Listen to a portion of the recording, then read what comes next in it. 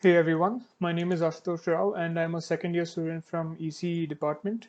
I'm a core member of IEEE RAS and today I'll be taking you through this workshop which is Basics of Arduino, and this is going to be an introductory course to Arduino Uno. So this is going to be a really beginner level course, so in case you haven't worked with an Arduino before, or even if you're listening to the term Arduino for the first time, you're going to be completely fine because we're going to start right from the basics.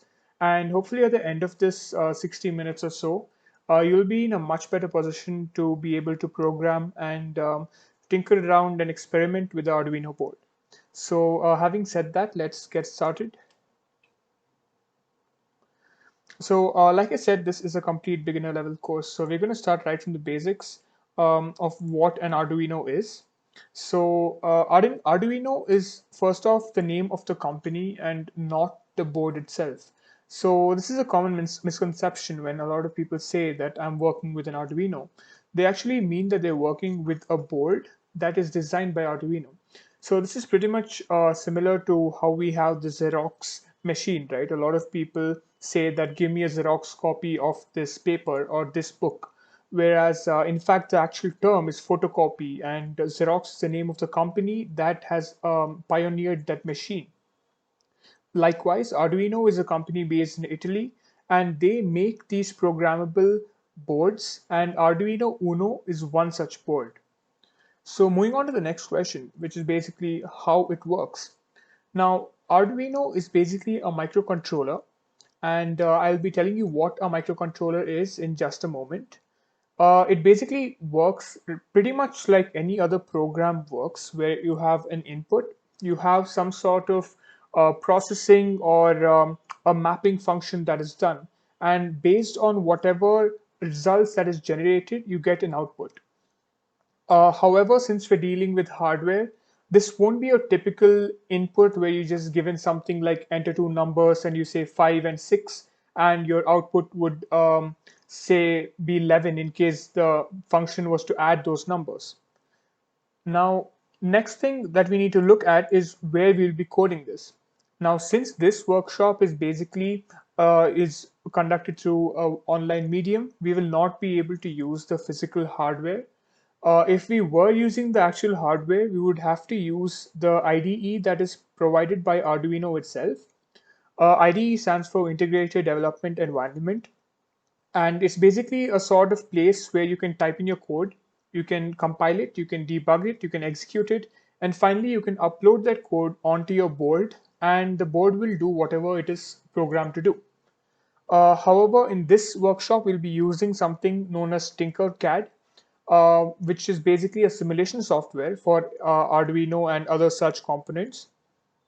And that will pretty much give you the exact same results. It's just that you wouldn't be able to see something move and actually build with it like you would normally do in a hardware scenario. That covers the simulations part of it as well. Now, as for the hardware required for today, there isn't really any hardware that's needed because, like I said, this is all simulation.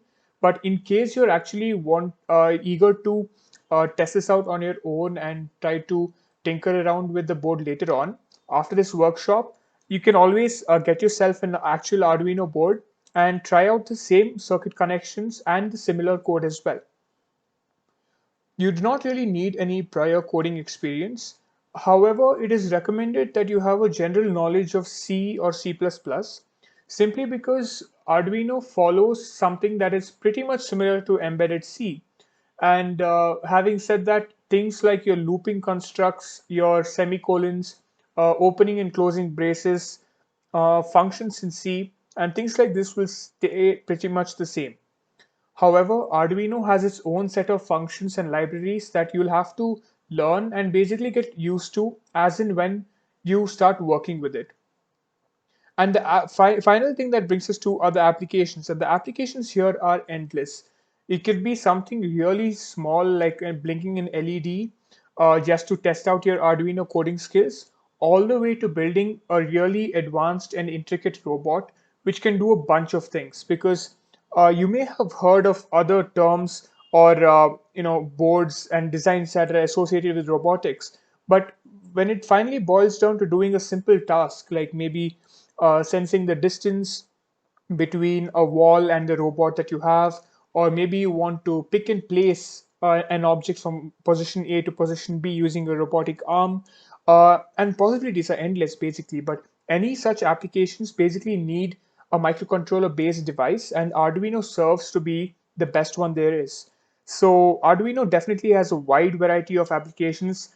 It's definitely something that's really cool to know, especially if you're going for hackathons. It's really easy to prototype, and it's really easy to get something really fascinating and interesting done with relatively less experience and time consumed. That brings us to microcontrollers versus microprocessors. Now, this is a really important difference because we need to know that our Arduino board is basically a microcontroller and not a microprocessor. Now, the primary difference between this is that a microprocessor, as the name denotes, has this processing power. A microcontroller cannot. It only controls a certain component. So basically, a processor would do something like computation, and this is why these are used in mobile phones, laptops, and other intricate devices, because they have the ability to take an input, understand what and when and where and why that input is given to it. Based on those circumstances, it is able to calibrate and calculate certain things and then give the output. Your simplest example could probably be your calculator. So basically, into your calculator, you type 5, you say plus, and then you say 6, and that will basically give you the answer to be 11. That's because it has that power to compute and basically, in a way, think. And that's why you would have heard all the way from your school days that a CPU is called the brain of a computer, and that's for this very reason. Your microcontroller, on the other hand, does not have this sort of processing power. What it basically does is it can, in a way, be thought of as a primitive version of this processor because it can only do one single task an infinite amount of times. Now, again, infinite is a perpetual word because it eventually will have to run out of battery, or maybe there's some sort of friction that causes wear and tear of the component. But other than that, it doesn't stop after a set given amount of cycles. So if you take a normal program to, a Python program or a C++ program to take in 5 numbers and basically print out their sum or something like that, they will be printed out in a certain order. And once that is done, the program will stop. However, in a microcontroller, it does any one specific task an infinite number of times. So it could be just something like blinking an LED, or maybe taking in a certain reading via a sensor, or it could be giving out a buzzer noise, or moving the arm of a servo motor, so on and so forth. That brings us to sensors. So like in any normal process where you have the input, you have that going to a certain device in the middle, and that from there goes to your output. So your input devices essentially are your sensors. Because if you consider this middle device to be your Arduino board, the Arduino board will have to take in inputs via these sensors. So unlike in your regular programs where you just type in those letters or numbers using the keyboard, Arduino will not be able to do that. You will have to feed in some sort of values to it via sensors. So things like temperature, light, the atmospheric pressure, moisture content, so on and so forth can be detected and fed into this Arduino board. So here are just some of the multiple inexhaustible list of sensors that actually exist. You have soil moisture sensors, microphone sensors, gas sensors, motion sensors, so on and so forth. So this will basically give you a rough idea of how expansive Arduino is and how many cool things that you can actually do with it, because you can just think of combining any of this to do anything you want, right? It could be something like, depending on the amount of light falling on it, you can maybe blink a light or change the direction of something. Maybe when it detects some sort of a certain gas in the atmosphere, probably give out some sort of a warning light, so on and so forth.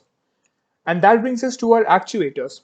Now, actuators are basically um, output components of an Arduino. So what it basically does is that once the input is given to the Arduino, it works around with that And finally, that output has to be shown in one way or the other. And how that's being shown is basically via an actuator. Now, this actuator can be something like an LED, it can be a motor, a servo motor, stepper motor, DC motor, so on and so forth. But the two most common ones that are used are a servo motor and a DC motor. In today's simulations and workshop, we'll be using the servo motor and we will not be using a DC motor. Now, the main difference between the servo and DC is that servo motor will not rotate freely, right? So DC motor is basically a regular motor that you see everywhere. So you know your car wheels or your fans or these turbines, all these employ a DC motor because they have continuous movement. They're not going to stop after a certain number of intervals or something like that, right? As long as power is supplied to them, they're just going to keep on rotating. Whereas the servo motor is different because they won't keep rotating forever. Their rotation is limited to only 180 degrees. And also you can further program the servo motor to stop at certain angles. So let's say you're making some sort of a pick and place robot and you have a position A over here. The robot is centered around axis at this point and you have another point B over here. So let's say you want this arm to move all the way here and just stop there. You will have to use a servo motor because you can program it to move about, this is roughly 90 degrees, so you can program it to move 90 degrees and stop there. Whereas if you use a DC motor, it's just going to start rotating non-stop in a circle, and that would obviously lead to damaging the arm itself. And with that, that brings us to the actual Arduino board. And here's where things get exciting. And this is just the last part of theory before we move into actual simulations and before you can actually build and tinker your first Arduino circuit. So this is the Arduino board. Arduino, as I said, manufactures a bunch of different board variants. You have something called Arduino Mega, you have a Nano, you have a Leonardo, and the most commonly used one is the Arduino Uno because this is the most beginner friendly one there is. It has almost all the components that you do need to get started. But at the same time, it isn't so complex that a beginner would get overwhelmed and might give up on this halfway through. So right here, you can see this button sort of a thing, which is basically a reset pin. So this pin basically, once the code is dumped onto this board, this pin basically acts as a reset in order for you to start that code all over again. So let's say you have programmed to do something. Let's say you have a motor, a servo motor, and that needs to rotate from say one point over here facing this side all the way down to this direction. Let's say you've accidentally started it before say recording a video to show your friend and the motor's already reached to this angle. Now you want to make it go all the way back in order for you to start recording this again. So all you need to do is just click this reset button and it goes all the way back and then starts again. This right here is where you connect the USB wire. So this is basically the primary source of electricity to your board. So you have a USB wire that plugs in here and that goes into your laptop or your power bank or so on and so forth.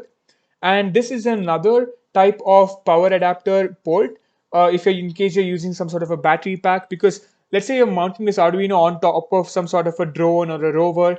You obviously cannot rely on a connected medium like your laptop or desktop computer, right? You'll need a independent source of power that can actually move around along with this rover or drone or whatever you have made. So that's when you use this pin. But of course, both of these do have the same primary functionality of delivering power into this board. This component here is something called the crystal oscillator, and it basically keeps track of the time that this board takes. And this component right here, this long rectangular chip right here, that is the actual microcontroller. It is manufactured by a company called Atmel, and this is the Atmel 328 microcontroller. Now, this is the thing that actually does all the computation tasks, because everything else you see on this board isn't really involved with the dealing or manipulating of information. Like I said, right, this is for the power, this is for the crystal oscillators, these are for the inputs and outputs, so on and so forth. This is the actual thing that really does all the work. Now, the main thing about this Arduino board are these pins right here. Because even if you do not know what any of these other things do, you definitely need to know what these pins are here for. So these pins are basically where you connect other components. So you can just take something known as a jumper wire, you can connect it here, and this thing can be connected to any component here. So maybe let's say it's probably an LED light, probably something like this. So this can be connected to a light like this. And basically the other port obviously has to be grounded. So like you can see, you have the power ports here, you have the analog pin here, and you have the digital pins here. Now, analog pins are basically used for analog dealing components. So something like a sensor, right? An analog sensor, where you don't deal with values just like 1 and 0. You have proper values for every step, starting from the range, say 0, 1, 2, 3, 4, 5, all the way up to 1023. Now, 1023 is basically, since we're talking about 8-bit based device, 1023 is the maximum integer value that an analog pin can go up to. So when you're talking about things like temperature sensor or maybe a light dependent resistor, so on and so forth, which basically deals with analog values. Analog values can simply be visualized as a waveform like this. It can be any sort of wave, honestly. But what's important here is that this is a continuous, a smooth changing curve. Whereas in digital, you're only talking about logic value 1 or logic value 0. So this is again something that you would have learned in your school days. Basically, when 1 denotes the high state and 0 denotes the low state, because everything works in terms of binary when you talk about circuits, chips, and computers. So this waveform would probably look something like that, a pulse wave, right? Where this thing is basically denoting 1 and something like this denotes 0. So at any given moment, at this point on top, the circuit or any component that is attached to this would be powered on, and at this point it will be powered off. So those are what these digital pins are for. And these are finally the power pins. Here you can see these are two ground pins, as the name denotes, basically indicating the ground connection.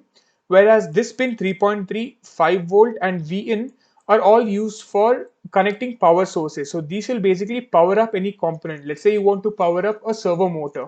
To power it up, you're going to have to connect one end to this 5 volt line. So let's say this is the motor right here. One goes to the 5 volt and the other one has to be connected to the ground. That's how you complete a circuit. So basically in your regular school days, you would have learned about a normal battery having a plus and a minus, that being connected to, let's say, some sort of a bulb probably, and then that's connected back, right? Now this is how you complete a circuit. That's how current flows. You need a positive and another connection to the negative. That is the exact same thing that happens here. And with that, we can move on to the fun part, which is basically coding and simulating. So that brings us to our simulation software. It is called Tinkercad. So that is Tinkercad. So all you need to do is just Google up Tinkercad, and you can create an account. It's a free account, by the way. You can just create an account by entering your email, name, and so on and so forth. And if you want, you can even use Google to sign up as well. So that will be an easier method. So if you're watching this and doing it on the go or something like that, it'll be preferable if you just use sign in with Google. But if you want to create a separate account for Tinkercad, you can always do so, because it's definitely really, really helpful. So today we'll be basically going over two circuits here. First off would be blinking an LED. So I'm basically going to tell you how to make these connections, and I'm going to explain the basic structure of the code. So as you can see here, this is an Arduino board, and I've already made the connections in order to save time. But you can always, but as you're starting new, you'll have a blank workspace here. So you can always pause this video right now and basically take some time off to make these connections. So right here on your right hand side, you'll see this sort of a window here. In case it's closed like this, you will see that arrow. So you just click on that and you will get this list sort of a thing. And here you have this drop down menu of components. So you have basic components, all components, you have Arduino based components, circuit assembly, so on and so forth. Right now we're just going to stick to the basic components, because these basic components, even though the name says basic, it has pretty much everything that you could possibly want as a beginner. So I want you to drag down here, and you can see this Arduino board that's present. So all you need to do is click on it, drag it, and drop it here. Since I've already done it, I'm not doing it again, but all you need to do is just click, drag, and drop. So you'll get an Arduino board in the center of your workspace. Now you'll have to go here and take the resistor and LED lights and drag them as well. Now, since this wires are already put, I'm going to remove these wires and show you how those wires can be kept in place. So assuming that this is your Arduino board here that you've placed, and let's say you just drag a resistor from here, put it here, and an LED as well. Now, when you click on any component, you get its properties. So when I click on this LED, I have the name of the LED. Again, I'm not naming it anything here because it really doesn't matter. But let's say you're making some really intricate and advanced, really complicated project where you have plenty of LEDs, right? Then you're going to have to remember what each LED stands for. Let's say you've made some sort of a smart home system where based on the number of people in a room, let's say one LED goes off. So let's say you have say 5 or 6 LEDs, one for the living room, one for the bedroom, one for the balcony, so on and so forth. In that case, you probably want to name your LED something. And then you can also choose a color as well. I'm just going to leave it at red. Now, for the resistor, it's preferable to leave it at 220 ohms. Now, you may start off with some other value, but as a general convention, you use 220 ohms for an LED light. Now, even if you have 200, 210, 230, 240, it will not make much of a difference. However, don't put a very low value or a very high value, because if you put an extremely high value of resistance, there's no current that's going to flow into the LED at all, so it won't glow. So preferably just put it at 220 ohms. And just a quick tip here, if you click on something and click on the button R, you'll be able to rotate it, R for rotate, right? So just click on it and rotate it whichever way you want. Now, since a resistor is not a directional element, it doesn't matter which direction it's kept in. So you can see for me, the brown band is on the bottom, right? So even if I were to connect it this way, this way, it's not going to make a difference because essentially resistor does not have a direction. All it does is limits the flow of current into the component that's next to it. So having said that, I have all my components placed. Now it's time to wire them up. Now you can just place your components wherever you want, but just as a general practice, as a good practice, just place them in reasonably easy to access position, so you don't have to drag wires all across your screen. So this way, I think it would be a good way to have everything positioned. Now to connect them, you need wires. Now in an actual hardware, you have something known as jumper wires. But since we are using a simulation here, all you need to do is click on this pin that is called 13, right? When you click on this pin, it will basically automatically give you a wire. So it will move along with the cursor of your mouse. So all you need to do is take this wire, bring it to the terminal of the resistor, and it will say terminal 1. When it basically highlights the terminal, just click on that and you have a wire connected.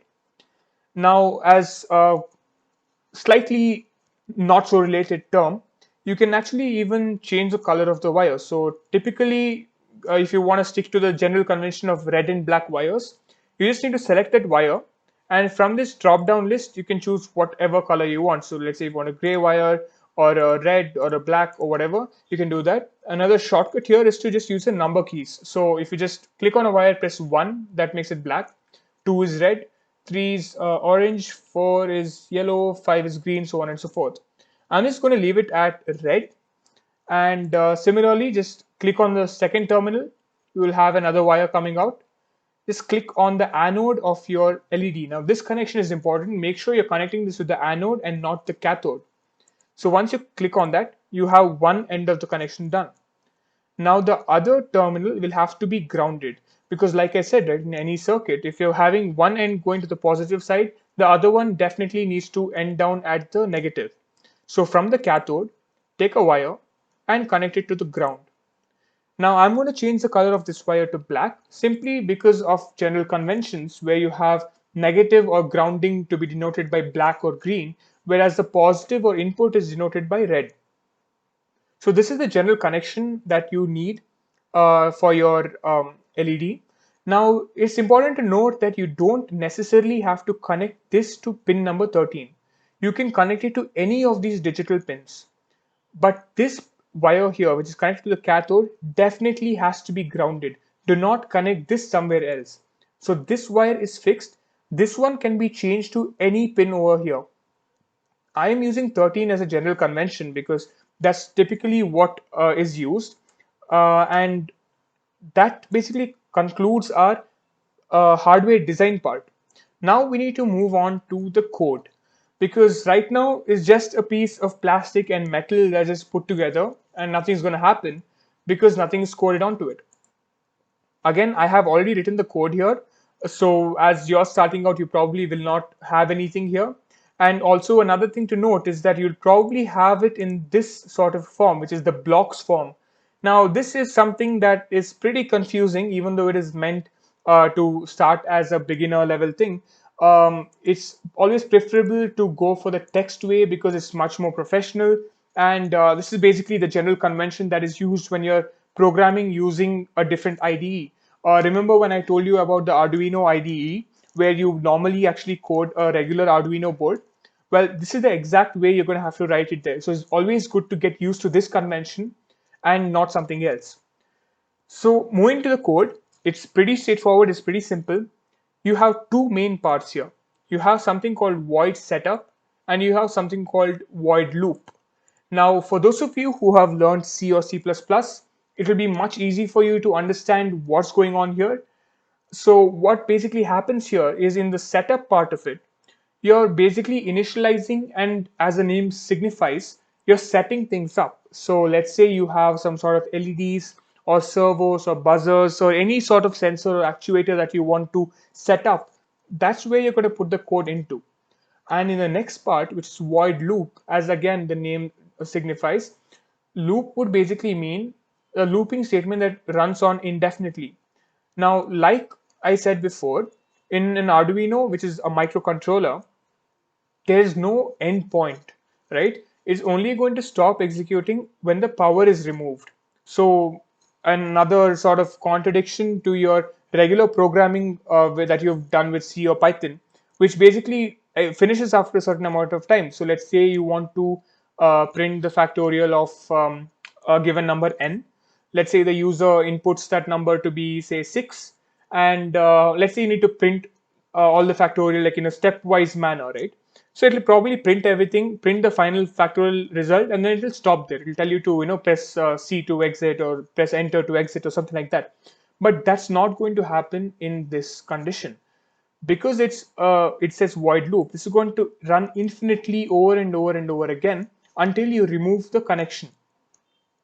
So moving on to the actual code, right? Since I'm hoping you've understood this part, I'll be explaining what these keywords are in just a moment, but I'm just explaining what each part of the program does. So right here in the loop is when you're telling whatever is connected, right? Because the Arduino isn't smart enough to know what you've connected. It doesn't know if you've connected an LED. It doesn't know if you've just simply connected wires there and just left it out like that. It doesn't know if you've connected motors to it.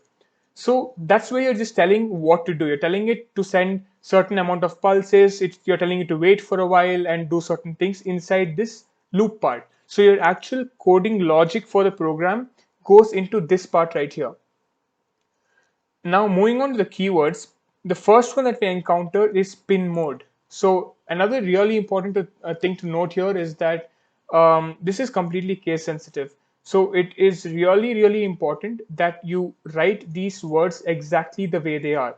So in case you put this M, in case you make that a small m like this, it will not work. Similarly, if you make this P capital, it will not work. So it is really important to keep case sensitivity in mind and then move ahead with programming. So pin mode is basically an inbuilt function of Arduino. What it basically does is that you're assigning a certain device to this pin. So remember when I told you that it doesn't matter if you connect it to 13 or any other pin here? This is where that factor comes into play, because right here in brackets is where we're denoting or telling the Arduino board at which pin number it can expect the output. So let's say you've connected this wire to pin number 9 or 8 or 7 or 6. Make sure you mention that pin number in here. And the second parameter that is taken is basically whether it's an input or output. So in this case, we are talking about an LED which is glowing, right? So LED isn't taking anything from the environment. It is giving something out. It is giving light and up to a negligible amount, even heat. So that is basically output. It's not input. So what you're doing here is you're saying that using this function, you're saying pin mode at pin number 13, expect a device that is meant to give an output, right? That's what you're saying here, and you also have a semicolon because that's a part of a syntax that is followed in C. Now the next part is the void loop, and this is the important part. So you have two functions here, right? So digital write is the function that is basically analogous to your cout or printf or print statement in your other programming languages. So what digital write does is that the first word digital basically denotes what type of pin you're referring to or what type of pin you're working with. So in this case, we're talking about a digital pin, and that's why we have said digital write. Similarly to when you're using analog, you'll have to use something like analog write or analog read. Typically, it's analog read because analog is mostly used for sensors, and sensors read in data and they don't give out any data. So in this, you have two parameters as well. The first parameter is again the pin number. So again, just a reminder, in case you have connected to any other pin here, make sure that is the same pin that is being mentioned here. And the second argument is basically high. And you can see that in this line number 10, you have the exact same thing, but the second parameter is low. Now that's because we're dealing with a digital pin, and a digital pin basically works on only two values: logic high, which is basically your one state or your on state, and your logic low, which is basically your zero state or your off state. So that's basically what's happening here. So at pin number 13, you're telling Arduino to write out a high signal or to send out a high pulse. And that's basically what happens at line number 8. And at line number 10, you're telling the Arduino that from the same pin, which is pin number 13, you want to send out a low pulse, or in other terms, basically do not send out any voltage. So it basically acts as a timing diagram that I was talking about, right? That pulse wave sort of a thing. That's basically what happens. It has one high for a matter of a small duration of time, and then it goes low for a certain duration of time, high for a certain duration of time, so on and so forth. Now that certain duration of time that I'm talking about is what this function delay deals with. So when it says delay 1000, what you're basically doing is that you're telling that Arduino board to give out the next function after waiting for a time period of 1000 milliseconds. So it's important to note here that the number in this enclosed within these brackets are basically the time that is mentioned in milliseconds. So what essentially these four lines do is that it's telling the board to write out a digital pin signal at pin number 13, then wait for 1000 milliseconds, and then move on to this instruction where at the same pin number 13, you're going to send out a low wave and again wait for 1000 milliseconds and basically continue this indefinitely until the power is removed. So this is the overall code that you have, and this syntax of void setup and void loop stays the same in all sorts of programs. So it could be something as simple as just blinking one LED. It can be something as complex as sensing distance, or maybe like creating a radar, or so on and so forth. They have the same general syntax. You need a void setup where you set things up, and you have the loop where you give the continuous recursive statements for the board to carry out. Now that you have all the code in place, you have all the hardware in place, you can just click on this button right here that says start simulation with this play button. And you click on that, you can see that the LED is blinking. So for those of you who have never worked with Arduino before, congratulations. This is your first step towards robotics, and you have successfully coded your own circuit to do something. Now, you may be wondering why I've put a delay here, and you'd probably be wondering what would happen if you don't put this delay. Now, let me just remove this delay. I'm going to comment this out, and to comment, I'm just going to put double slash and double slash again. So now this delay isn't there, all right? It's just digital write and then digital write high and then digital write low. Now, do you think this code will work? Well, it will definitely work. Let me show you what happens. There you go. But you may be wondering that there's something wrong, right? This LED isn't blinking. This is supposed to be blinking. Now, the code isn't wrong, all right? Your circuit isn't wrong. The code isn't wrong. The only difference here is that the light is actually blinking. It's just blinking so fast that your eye cannot catch it, right? The human eye has a certain amount of latency period for it to visibly notice changes in light. So flickering of light or blinking of light needs a certain time interval for the eye to notice it. Now, right now, the LED is blinking so fast that the human eye perceives it as though it is not blinking at all. And that is why we need to add this delay in order for us to see that. So if I were to increase this from 1000 to say 5000, right, and then say start simulation, you can see that the delay is slowed down significantly. You can see it's on for a while, then it turns off for 5 seconds, and then it's back on again for 5 seconds, so on and so forth. So basically how many milliseconds you put in here is how long it takes as a delay. And another thing you may have noticed here is that the LED did not turn off after a certain amount of time. It just kept blinking until I clicked on stop simulation. So when I stop simulation, what that basically resembles in the real world is for you to removing the USB and basically removing the power from this board.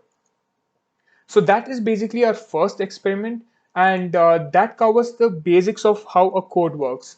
Now we will dive into something a little more interesting, and this is going to act as your basics for actually making something to deal with analog components, because it's important to know how to deal with analog components as well, because most of the things that you'll be doing deal with analog components, as you'll have to take in real world values.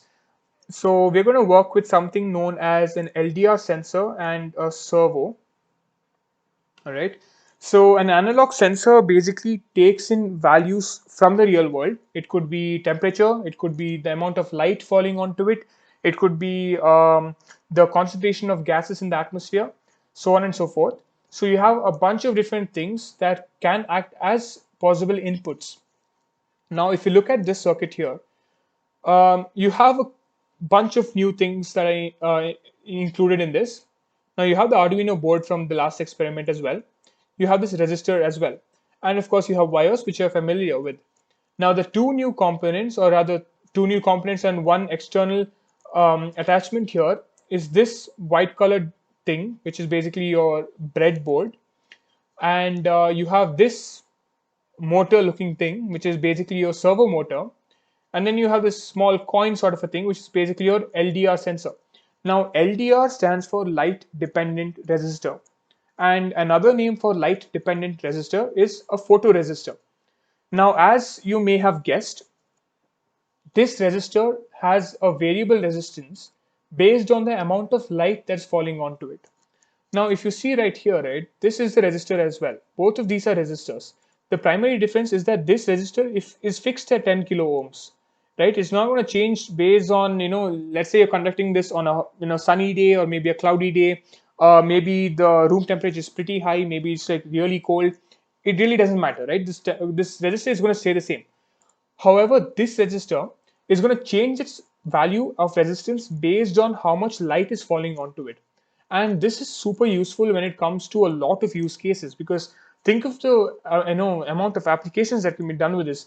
Let's say you want some sort of automatic sunroof, maybe like, let's say when it's sunny and bright and pleasant, you want to probably open that sunroof, and when it starts raining, right, obviously it's going to start getting really cloudy. Maybe you can automatically detect that and close the sunroof.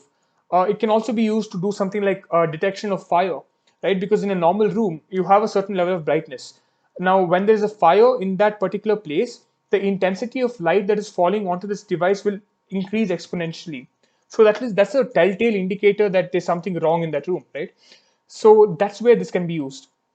Now, this breadboard is basically something that is used to extend connections. Now, you can see that the Arduino has a limited number of pins.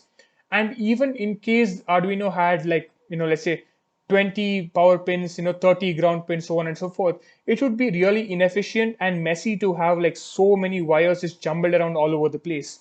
So what you can use instead is something known as a breadboard. Now you can see these lines here. These things are called rails. They RAILS, as in train tracks. Basically, this one that is right above this red line is your positive rail. Now, when I hover over any one of these dots, right, these pins, you can see that the entire column lights up. Now, be careful that I'm calling it a column because this breadboard is actually placed horizontally. You can see that the numbers are all numbers and letters are put in this way because the breadboard is supposed to be oriented vertically. So this basically acts as a column and this way acts as a row. So in every column, right, you have a green line that is extending across. What this means is that every single pin along this column has the same potential. And similarly, when I go over to this one here, which is your negative rail, every single pin along this negative rail has the same potential. So essentially, let's say you have only one battery and you connect that battery to this positive terminal here and one negative terminal here. What you're doing is you're basically charging up this entire line of pins to have that same amount of charge. So if you were to attach, let's say, a bunch of LEDs together, or maybe you want to attach one LED and one buzzer and one servo motor, so on and so forth in parallel. A battery only has two terminals, right? You can't put everything into that same terminal. So what you can do is put a battery here, connect the positive here, negative here, and basically use any of these to connect any of the other components because all of this are charged. Now, an important thing to note here is that in terms of row, this works differently because in a column, you can see that the green line goes vertically down the column, whereas here, when I hover over these inner dots, you have these green lines going up in order of rows. Basically, on manipulating this, you can create a lot of parallel and series combinations. So if you look at this little snippet of connection here, you can see that there's a positive wire that goes into the positive rail, essentially making this entire rail positively charged. Now I can connect this red wire here anywhere I want to, as long as it follows in this column. I just kept it here just to make it look, relatively neat because I didn't want to cross over wires and have it look really messed up. So what's basically happening is that the positive volt is going from here all the way from this wire to this terminal of this photoresistor. So it's basically, this is connected in series, and you can see that when I hover over this F8, right? Yeah, F8, when I go over F8, you can see that everything along this 8, right? It says F8, G8, H8, I8, and J8. All of these are in green right now, which basically denotes that all of these together have the same potential. So what happens is if you connect any other device along this line, it will basically act as if it's in series with the given component. So normally when you're talking about circuits that you've probably worked with in your 11th or 12th grade, you've actually physically aligned them in a row, right? Like one connected to the next and the other one connected to the next of it. So what that does is it basically takes up a lot of space. And moreover, most of the components here do not have the ability to be lined up like that, and they have to be used and connected via a breadboard. So that's basically what's happening here. You have the wire going this way, and this is in series connection with a resistor, which is in turn connected to this black wire, which leads to the negative terminal. Now, how do I know this is negative? That's because there's a wire coming from the ground here that is being connected to this rail. And that finally brings us to the servo part of this. Now, the servo motor here, let me just zoom in on it. Right, the servo motor has 3 pins. Now, your LED in the previous case had only 2. Your photoresistor has only 2. Your resistor has 2 as well. But in a servo, you have 3 pins. This brown pin here denotes your ground, right? So it's a little hard to show it here because of the interlapping wires. But yeah, now you can see that it says ground. Now, of course, in a real servo motor, you wouldn't have any indication as to what it is. So it's important that you remember which color denotes what. So a brown wire would denote ground connection. A red wire would denote the control line or the power connection, and the final one is the signal. So these two wires, which is the ground and the power, are basically directly connected to the board. So you have from this ground pin, right? You have a wire that is being connected to this ground, and from this 5-volt power supply is being connected to this power input. And the final wire here is the signal, and this is what actually tells the servo what to do. So these two wires on their own, just the red and black one, just power up the servo motor. So they're basically giving power to the servo motor and it's up and running, but it's not going to rotate or change according to your code simply because you do not have a signal that's being sent to it.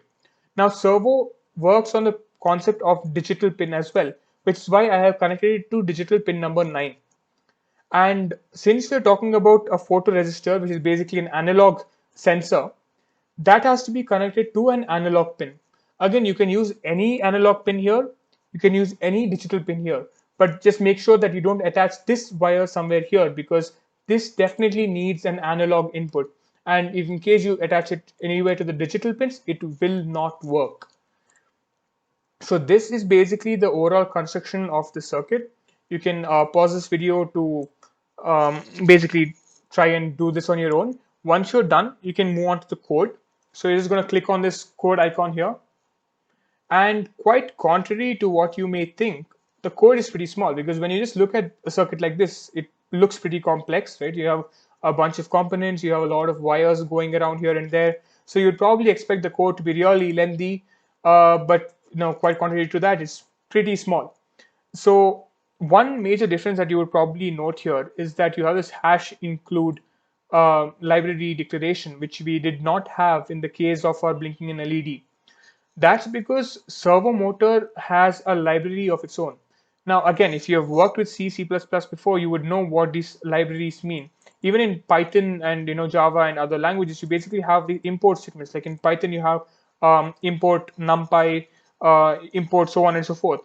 Similarly, in C, C++, you have like iostream.h, stdio.h, conio.h, math.h, so on and so forth. So now these are basically libraries. Now the reason you include this is because, let's say you want to find the square root of a number in a certain C or C++, you need to include math.h to use the function sqrt, which basically gives you the square root of any number. If you do not include the library, you will obviously get errors. This is the same thing here. Servo Motor has a library of its own. Again, it's really important to keep the lowercase and uppercase in mind, right? This S here has to be capital. If you make it small, it will not work. So the first line is basically including the library called servo.h. And the next line is basically when you're declaring the servo. So the first word here, servo with a capital S, is a keyword. So that is basically used to call out a servo and give it a name. This second word here is basically, the second term here is a variable. So you can call this whatever you want. You can call it, you can give it any name. You could probably just say something like S or maybe SER, or you could probably give it your own name, so on and so forth. You can call it whatever you want. I'm just going to call it servo1 just to follow naming conventions. You can call it whatever you want, but make sure that this word stays servo, because you're just kind of telling the entire compiler and the board essentially that we're going to have something called servo1. And what is that something? Is it a LED? Is it a buzzer? Is it a sensor? You're telling it that no, it's a servo motor. And to tell that to the board, you're going to have to include this keyword called servo. And then we have the regular setup and loop part, right? You have the void setup, servo1.attach9. Now, it's important that whatever you name it, if you have given it your own name, or if you've given it just S or maybe some any other name, you're going to have to make sure that you use that same name throughout, because your program basically knows that there's a servo motor somewhere that is somewhere down the code by the name this thing. So in my case, the compiler knows that, okay, I'm going to have to expect a servo motor named servo1 somewhere down here. But if you give a different name, it won't know what the servo1 is here. Let's say I just call it servo S. When it comes down to this line, it has no idea what a servo1 is. So it's important that you keep the same naming conventions. And again, case sensitivity is really important. So if I've kept a small s here, make sure you keep a small s here as well. So servo1.attach9. So this part is basically your function. So name of your device dot attach, and in bracket you're going to have to give the digital pin number. So here my servo motor's signal is basically attached to pin number 9. So that's why I've said servo1.attach9. Now if you have basically connected it to maybe 8 or 10 or 13 or whatever, make sure you put that same value here, right? But again, just make sure that you don't accidentally connect it to a ground port or to analog port or something like that. The next part is our int loop. Again, this is the main programming logic. The first thing I'm going to do here is declare a variable of the type integer. So this is similar to your regular declaration. You can even call it X or Y or A or whatever you want, right? So I'm just going to call a variable, something that basically denotes what it's supposed to do, right? Because it's always good programming practice to name your variables after what they denote. So let's say you're writing a program to add two numbers, you would obviously name that variable sum or S, right? You wouldn't call it something like multiplication, or you wouldn't call it product when you're computing the sum. Right? It's always a good idea to have your variables named after what they're supposed to hold or work with. So in this case, it's going to work with the value of the light intensity, and that's why I'm going to call it int light value. So light value is basically just a variable name. Again, you can call it just LV, or maybe just call it light, whatever you want, right? But make sure you follow that same name everywhere else. Now, on the RHS, right hand side, right, this is basically your keyword, and this is important. This basically says analog read. Now, remember in our LED program, we had something called digital write. Now, that is because we're talking about a digital pin, and that's why it is called digital. And it is called write because you're talking about, giving an output. In this case, you're talking about a sensor, which is first of all analog. So you need to mention analog, and it is reading in values. That's why you're seeing analog read. And since you're reading in values, you don't have to specify high voltage, low voltage, or anything like that. In fact, for an analog sense, you cannot do that because that's only for digital, right? So all you need to specify here as a parameter is the pin number, the analog pin number, where this sensor can interact with. So in our case, I've connected it to A0. You can connect it to A1, A2, A3, A4, A5. Wherever you connect it, make sure you have that particular pin here, right? So in this case, it's A0, which is why I've kept A0 here. Now the next line is the main, like the most important part of this program. This single line is the most important part of the program, simply because this is how you're mapping, right? This function right here, it's called map. And what that basically does is it maps the value. So whatever value that is being taken in by the resistor. Now remember that the resistor works on analog values. So it works on numbers from 0 all the way to 1023. Now the servo motor needs to understand that, right? Because okay, it will probably say, all right, you're taking in values of integers, so what next?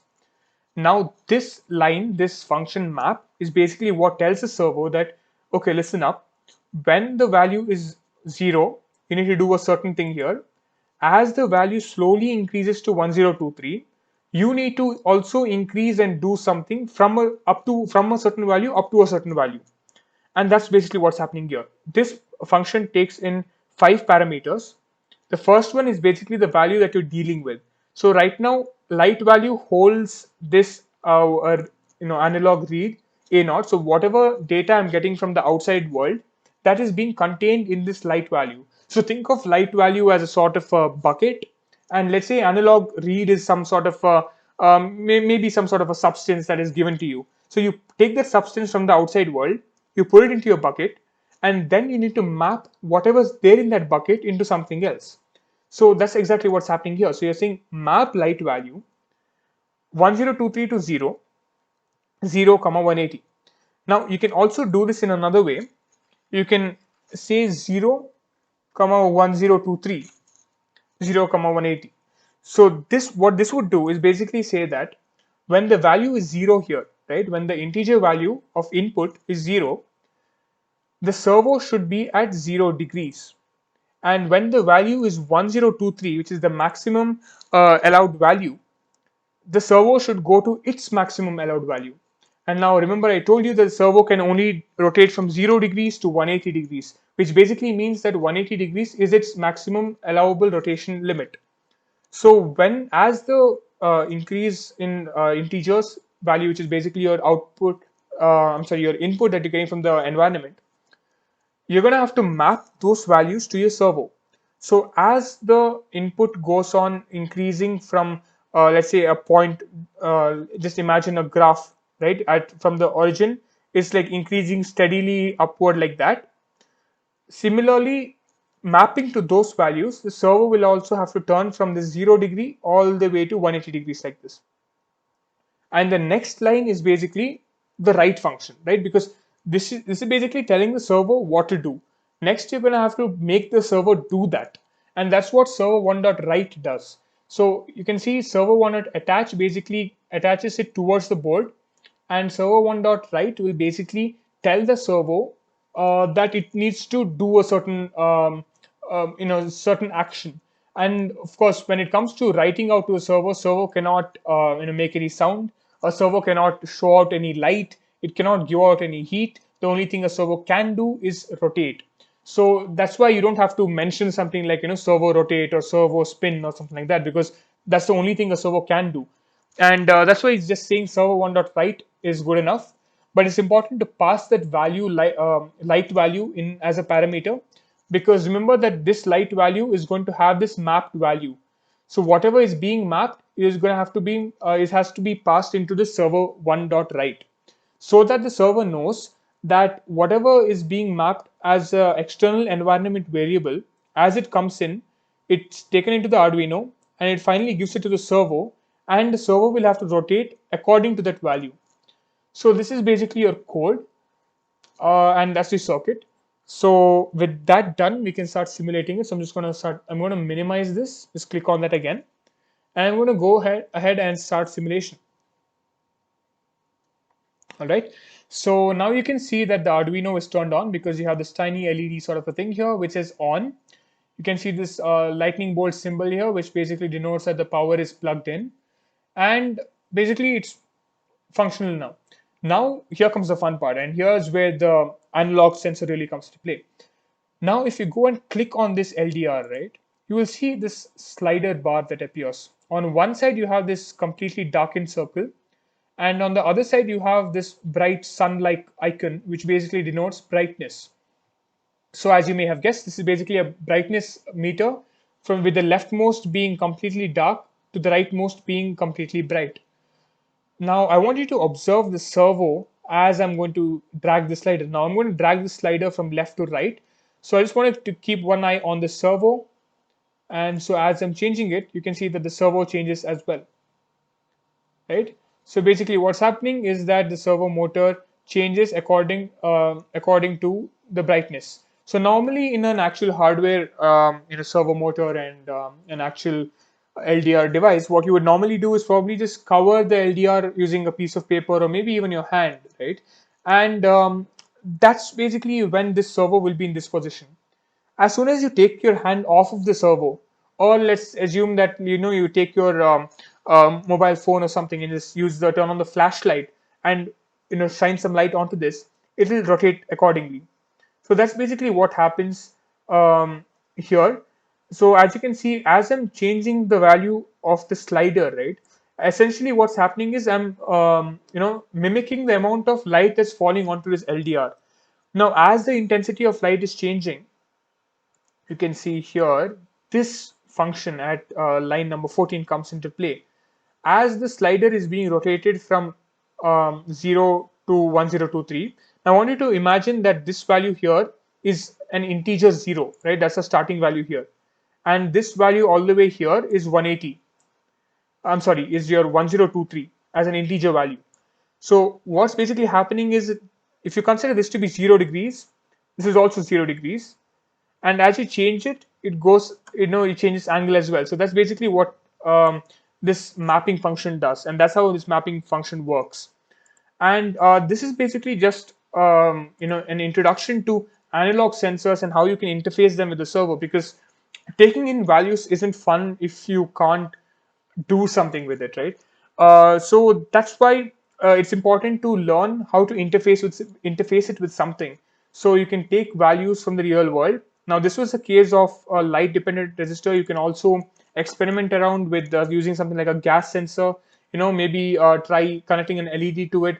If you can even create something like a smoke detector, or maybe like I said, right, imagine there was some sort of a mechanism here that could basically that's basically connected to your window panes, the shades of your window pane. So what that would do is, as this would increase, let's say it's like a sunny day or something, right, you could probably open the shades to let the sunlight into the room. And let's say if it's in case if it's a car sunroof or something, right, you would obviously not want it open when it's raining. So when it's raining, it would obviously be cloudy, which would mean the car's sunroof would probably close, because it would detect lesser light being present at that point of time. So that is basically pretty much it for your overall introduction to Arduino course. What you can do from now on is basically tinker around, experiment with this. If you do have the hardware, go ahead and work with it. If not, it's completely fine. You can work around with this thing itself. But I would prefer that you actually get yourself some hardware, because it's always fun to actually be able to work with hardware, because that's where robotics lies, right? That's where the fun in robotics lies, where you actually sit and make those connections, start debugging it, probably make some errors here and there, sit and change it, try to make it all work out and stuff. So that's really important.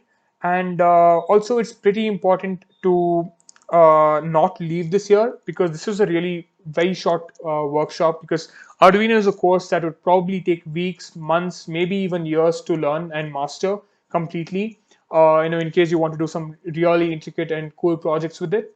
But consider this your a sort of a stepping stone, or sort of a foundation stone for you to um, pick up from here. So it's really important that you stay in the loop, continuously keep working. If you have any doubts, feel free to communicate with anyone from the IEEE RAS community. You have plenty of people to help you out, not only us who are the core members, but even other people there, like your batchmates, your seniors, maybe even your juniors, who would probably know about this, who would probably be interested to do some sort of a collaboration project, so on and so forth. So feel free to do that.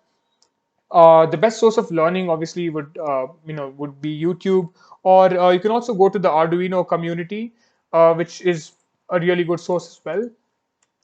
Let me just show you how that would look like.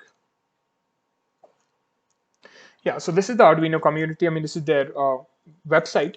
So if you go to software and go for downloads, right, you will actually get the IDE that I was talking about, Arduino IDE 1.8.13. So you have this for Mac, Linux, Windows, and this is basically how you can actually start coding in Arduino once you have the actual hardware. And other than this, you have like plenty of documentation. You have tutorials, you have a reference, you have something called a playground.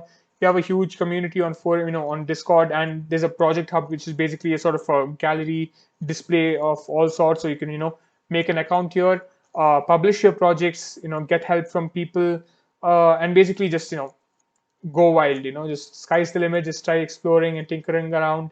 Arduino is super fun to get started with, and it's definitely something that is really important as a skill for you to have. So yeah, that's pretty much it for today's session.